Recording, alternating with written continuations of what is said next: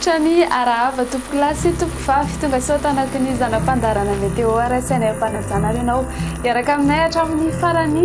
fandarana mahazorana atao anatin'ny 2 andro avy ny any Abongilava menabe ny ilany andrefa ny tasy vakina karatra amoron'ny manisy automatsiatriny shahery kosa ny fitsokan-drivotra ny aty amin'ny tendrony avaratra torak' izany ihany koa ny aty amin'ny manodidina ny tolany aratria ny any Sofia sy ny faritry boeniny raha ho an'ny rahapisy maraina ary dia ho avy ny orana ny atya Sambava Antalaha Analanjorofo sy Tomasininy raha toka ola lovandrahona kosa ny any Atsinanana Mangoro ny tapany avaratra vadovavy fitovinany torak' izany amin'ny koa ny an'ireo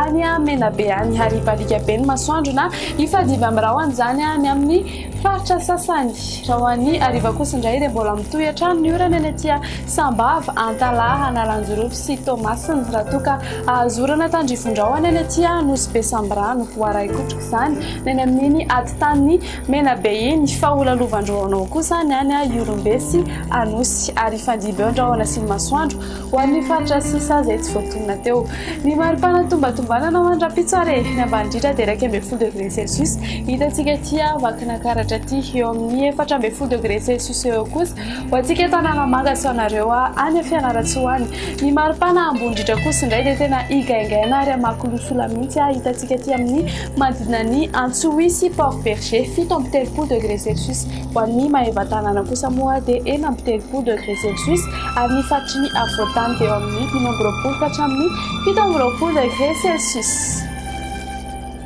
Ibalika be ny masoandro any Milan, Bangkok sy La Réunion fa ifandimby amin'ny rahany izany ny any Nairobi, Paris, Maurice, Comores ary Seychelles ola lovandrahona kosa ny any Johannesburg.